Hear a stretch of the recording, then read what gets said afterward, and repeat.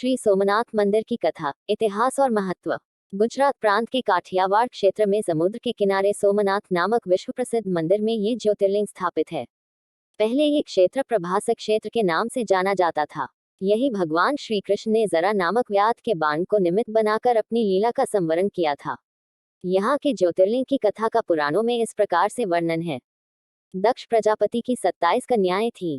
उन सभी का विवाह चंद्रदेव के साथ हुआ था, किंतु चंद्रमा का समस्त अनुराग व प्रेम उनमें से केवल रोहिणी के प्रति ही रहता था।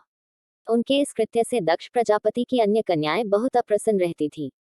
उन्होंने अपनी यह व्यथा कथा अपने पिता को सुनाई।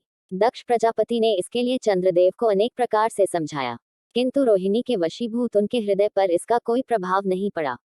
अंततः दक्ष ने क्रुद्ध होकर उन्हें क्षयग्रस्त हो जाने का शाप दे दिया।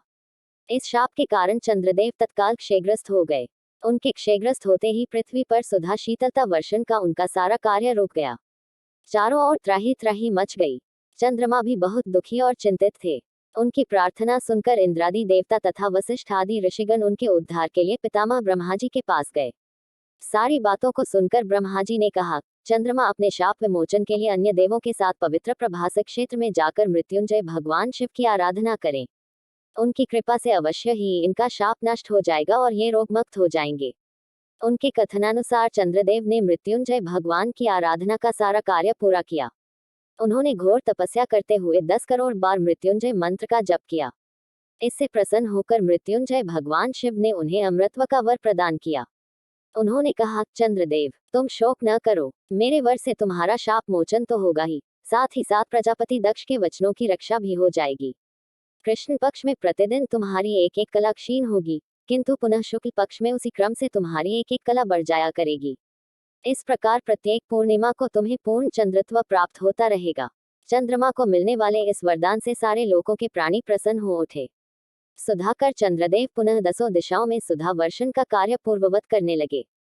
शाप मुक्त होकर चंद्रदेव ने अन्य देवताओं के साथ मिलकर मृत्युंजय भगवान से प्रार्थना की कि आप माता पार्वती जी के साथ सदा के लिए प्राणों के उद्धारार्थ यहाँ निवास करें।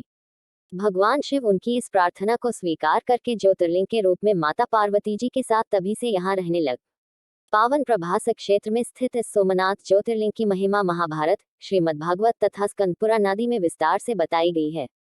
चंद्रमा का एक नाम सोम भी है। उन्होंने भगवान शिव को ही अपना नाथ स्वामी मानकर यहाँ तपस्या की थी। अतः इस ज्योतिर्लिंग को सोमनाथ कहा जाता है। इसके दर्शन, पूजन, आराधना से भक्तों के जन्म जन्मांतर के सारे पाप और दुष्कृत्यों विनष्ट हो जाते हैं। वे भगवान शिव और माता पार्वती की अक्षय कृपा का पात्र बन जाते हैं।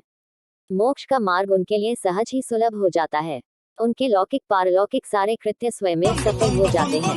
भारतीय उपमहाद्वीप के पश्चिम में अरब सागर के तट पर स्थित आदि ज्योतिर्लिंग श्री सोमनाथ महादेव मंदिर की छटा ही निराली है।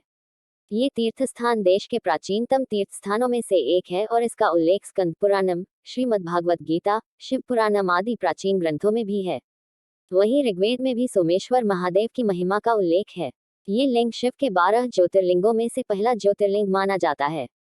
ऐतिहासिक सूत्रों के अनुसार आक्रमणकारियों ने इस मंदिर पर 6 बार आक्रमण किया।